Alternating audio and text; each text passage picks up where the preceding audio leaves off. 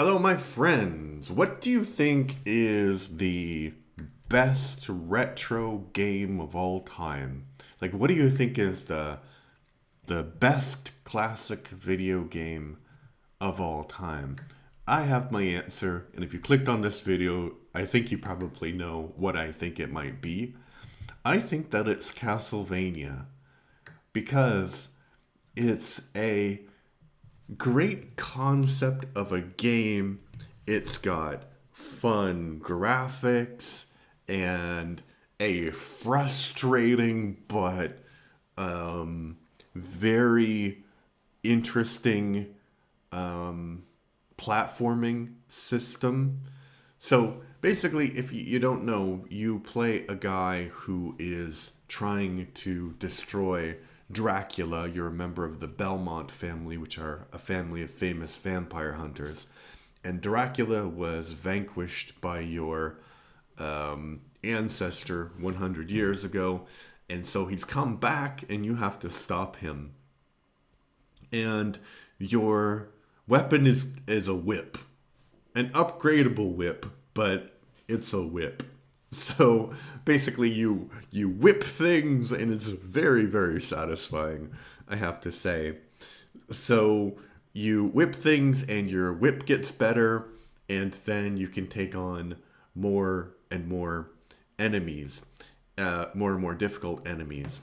And one it's generally a platformer, so there are times when you do have to jump and you do have to make a landing, and it is quite difficult and it is quite frustrating because you'll have things randomly, like there's this one level, I think it's 3 or 4, and there's only maybe about 12 stages or something.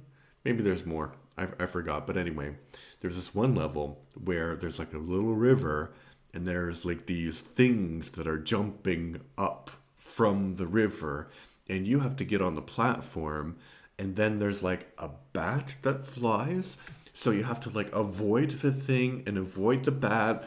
And that took me, I think I beat the game, kind of. I'll tell you why I didn't actually beat the game, but I got to the end by cheating. It took me like an hour and a half, and that one section took me like 30 minutes, I think, of just retrying. And I actually had to turn the save states on, even though I was cheating, because I didn't want to do that part again. So, very difficult, but intensely satisfying if you're able to get past that part. Yeah, the other thing that is crazy about this is that there are stairs, which makes sense because there are stairs in real life, but platformers generally, they're like, who, stairs? No. Why would there be stairs? You need to jump on these things. But the stair mechanic is really weird because you can go up, right? But if you have to be careful, because if if you're not going up, if you're going this way and you step on the first stair like this, you'll actually fall. So there'll be a gap depending on whether you're going up or sideways, which is really unique mechanic, and I died a lot because of that, let's just say.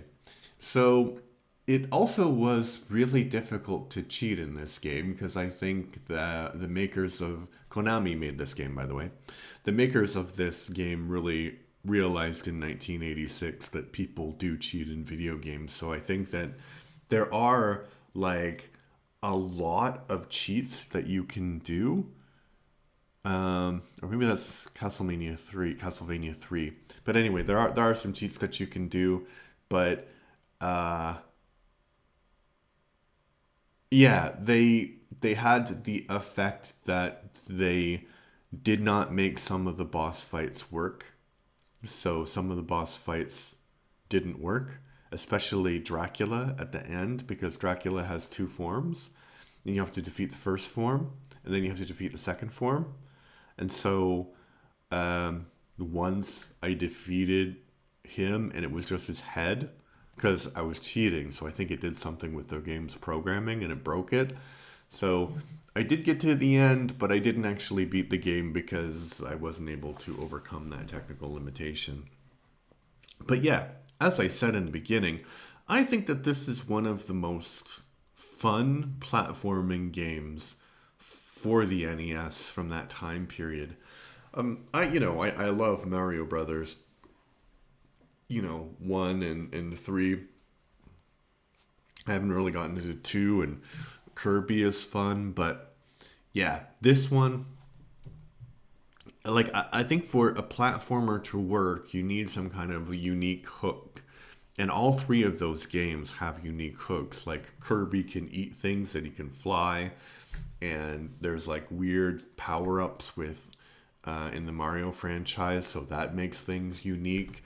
And with Castlevania, you have a whip and there are stairs. So that's pretty cool, pretty cool. And there are bats and there are ravens, and the monster design is really good. And yeah, it's just really, really fun. So if you want to break into retro gaming, I would say that this would be a good title to start with because it is fun and super challenging as well. All right, I'm trying to be the most prolific reviewer of all time, so that means I review a lot of stuff. I review books, movies, podcasts, plays, whatever I want, actually. And if you like what I do, if you like my reviews, the thing that you can do that helps me the most is just subscribe to the channel and leave a comment, and then other people can find it and they can decide if they like what I do or not. All right, so thanks for your time and bye.